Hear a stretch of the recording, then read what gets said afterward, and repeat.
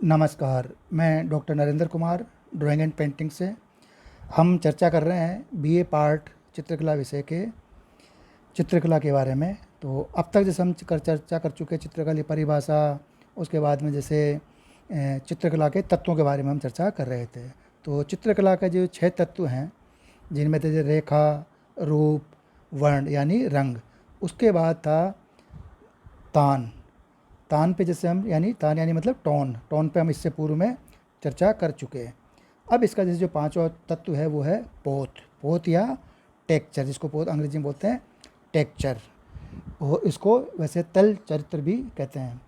अब पोत या टेक्चर की इसकी परिभाषा क्या है, इसके बारे में हम आपको चर्चा करते हैं कि जैसे texture is the character of the surface, यानी कि किसी भी वस्तु के धरातल के गुण को ही पोत कहते हैं। यानी जो किसी वस्तु है उसका जो धरातल है, तो उसके ऊपर जो भार है, उसकी चीज़ें, उसके जो गुण हैं, उसको ही यानी कि पोत या टेक्चर्स कहते हैं।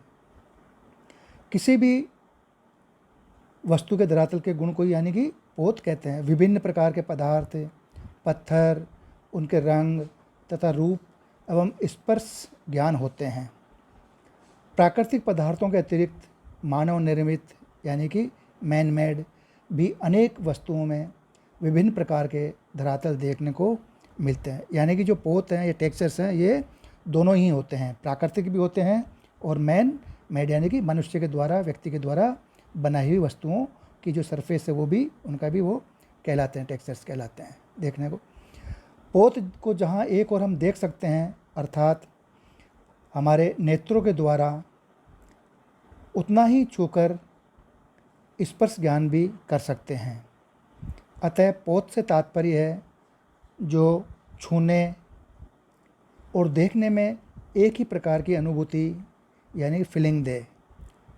उदाहरण के लिए एक पत्थर जो कि ठोस व कठोर है, तो उसे पत्थर की तरह ही कठोर ही दिखाया जाएगा, न कि नर्म या मांस के टुकड़े के समान।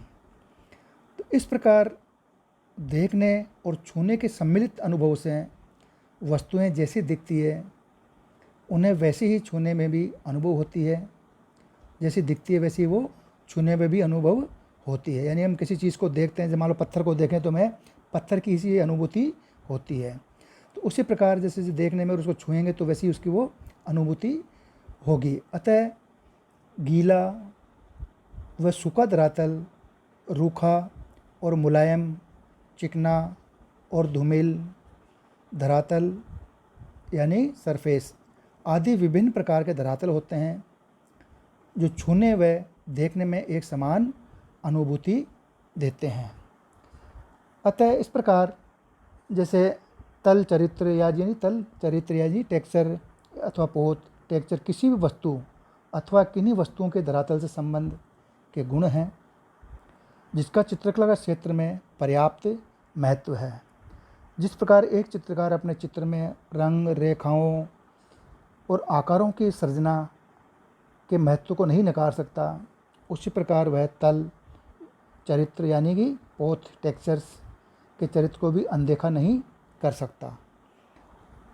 Texture is the character of the surface, जैसे इसमें बताया था कि तल अर्थात तल चरित्र धरातल का ही गुण है। वस्तुतः यह किसी भी चित्रकार की काल्पनिक शक्ति, प्रतिभा तथा प्रयोग संबंधी दक्षता का परिचायक है, क्योंकि उसे चित्र में रंग, रेखाओं और जैसे चित्र में रंग, रेखाओं और आदि के माध्यम से काल्पनिक जैसे उसका गुण है बताया, जैसे मैं जिस पर चित्र में रंग, रेखाओं और आकारों की सृजना के महत्व को नहीं नकारा जा सकता, उसी तरह वह तल चरित्र को भी अनदेखा नहीं कर सकता। तो इस प्रकार जैसे किसी प्रकार की काल्पनिक शक्ति, प्रतिभा का प्रयोग संबंधी दक्षता का परिचायक है, क्योंकि उसे चित्र में रंग, रेखाओं और आकारों की सृष्टि करने के साथ साथ उसके तल चरित्र का भी पर्याप्त यानी उसमें जो टेक्सचर्स हैं उनका भी पर्याप्त ध्यान रखना पड़ता है। इस प्रकार एक आकर्षक एवं प्रभावशाली तल चरित्र यानी कि जो टेक्सचर्स है, प्रभाव है, एक आकर्षक और प्रभावशाली टेक्सचर्स को सृष्टि के लिए यानी उनका निर्माण करने के लिए चित्रकार को अपनी चेतना जागृत रखकर संसार के सभी प्राकृतिक उपादानों तथा भौतिक साधनों के आकार प्रकार, उनके रूप स्वरूप तथा मौलिक गुणों का अध्ययन करना पड़ता है। यानी कि जैसे कोई भी चित्र है, कोई पेंटिंग्स है या कोई बनाने के लिए उसको जो हमारे प्रकृति में व्याप्त है, यानी कि जैसे उसको अपनी चेतना को जागृत रखकर संसार के सभी प्राकृतिक उपादानों यानी प्रकृति की चीज़ें हैं, भौतिक साधन हैं, आकार प्रकार है, उनके रूप हैं, स्वरूप हैं, तो उनके बारे में मतलब अध्ययन करके जागृत रह के अध्ययन करना पड़ता है। और उससे जैसे मान लो विभिन्न प्रकार के पेड़ हैं, लकड़ियाँ हैं, पत्थर है, फूल पत्तियाँ हैं, रेत है, अन्य प्राकृतिक प्रदत्त उपादानों को गहराई से देखना चाहिए और उनके तर यानी गीला और सूखे दोनों रूपों को देखकर उनकी बनावट, कसावट और रंग स्तर आदि का ज्ञान प्राप्त करना चाहिए। इससे मतलब जैसे और भौतिक वस्तुओं में जैसे सनमाइका है, फिक्चर्स है, मोविकोल है, फेविकोल है, मास्टर कोल है, आदि अनेक जो वस्तुएं हैं प्राकृतिक मतलब भौतिक रूप से, उन चीज़ों का भी अध्ययन करते हुए यानी उनकी जानकारी रखते हुए जैसे प्लास्टिक है, मेमोनाइट आदि के तरातुओं का अध्ययन भी करते रहना चाहिए। इनका जो स्वाभाविक व कृत्रिम तल चरित्र है उसका भी अपनी कल्पना व बुद्धि के साथ साथ चित्रकार को अपने चित्र में उपयोग में करते रहना चाहिए, उपयोग करना चाहिए। अब जैसे मान लो किसी भी चित्र का तल यानी कि जो टेक्सचर्स है, तल यानी ग्राउंड है, जो तल है, तल चरित्र में उसके पदार्थों की दूरी, गति तथा तीव्रता को उजागर करता है। यानी कि चित्र कोई भी चित्र है जो उसका जो तल यानी टेक्सचर्स है, तो टेक्सचर्स उसमें जो पदार्थों की दूरी है, गति है ना, और तीव्रता को उजागर करते हैं टेक्सचर्स। तल चरित्र उसमें विविधता एवं विशिष्टता दर्शाता है। यानी कि जो टेक्सचर्स हैं किसी भी चित्र में उस पेंटिंग के अंदर उसके अंदर विविधता ला देते हैं, उसके अंदर विशिष्टता, विविधता, अलग अलग डिफरेंट चीज़ें उसमें चित्रों के मतलब अपने टेक्सचर्स के माध्यम से कई चीज़ें पेंटिंग्स के अंदर चित्र में दर्शा सकते हैं, विशिष्टता उसके अंदर कर देते हैं, ला सकते हैं। फलक पर टेक्सचर तल चरित्र उभारने के लिए अंकन के प्राय सभी साधन यानी कि चित्र के जो हम चित्र बनाते हैं उसके लिए सभी साधनों का उपयोग उसमें कर सकते हैं यानी करते रहते हैं या कर सकते हैं। ब्रश यानी कि ब्रश है, पेंसिल है, कलम है, स्केच पेन है, पेस्टल है, चारकोल है, स्टिक है तथा सभी प्रकार के रंग प्रयोग में लाए जाते हैं। इन सभी साधनों के द्वारा इन टेक्सचर्स का हम अलग अलग कई तरह के टेक्सचर्स उत्पन्न का क्रिएटिव यानी सृजन कर सकते हैं, टेक्सचर्स बना सकते हैं।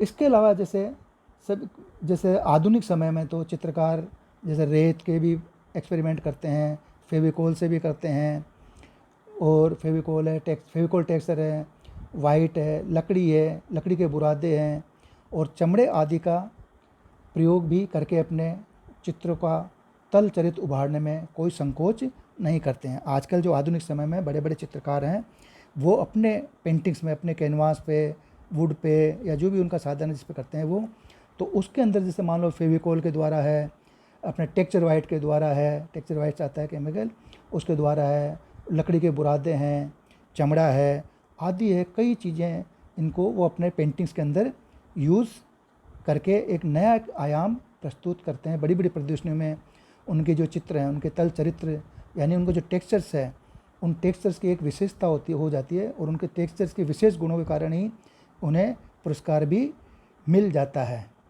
तो इस प्रकार इनमें जैसे ये एक ध्यान देने बात योग्य है, ये एक विशेष ध्यान देने योग्य है टेक्सचर के बारे में कि चित्र का तल यानी चरित्र उसके आकर्षण में वृद्धि करने के लिए उभारा जाता है उसका आकर्षण समाप्त करने के लिए नहीं। मतलब कोई भी टेक्सचर बनाते हैं पेंटिंग में, उस पेंटिंग के उसको आकर्षण बढ़ाने के लिए उस चित्र में टेक्सचर्स का प्रयोग किया जाता है।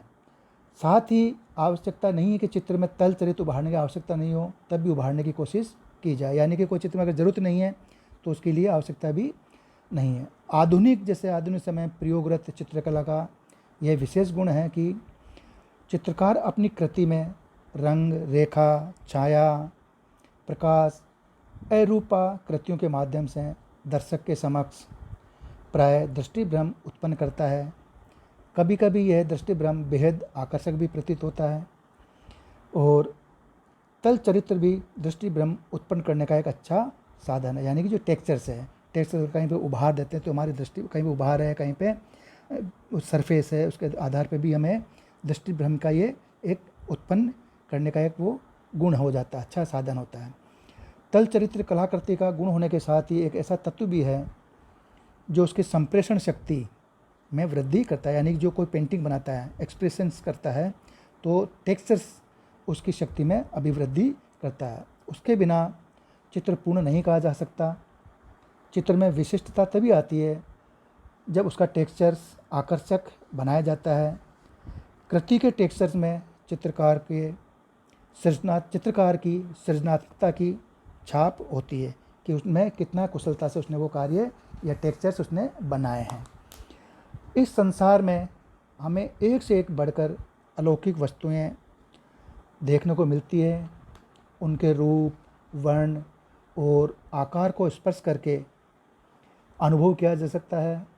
प्रत्येक पदार्थ का अपना गुण होता है। कोई वस्तु ठोस होती है, कोई कोमल। उदाहरण के लिए पत्थर ठोस है तो डबल रोटी अत्यंत मुलायम।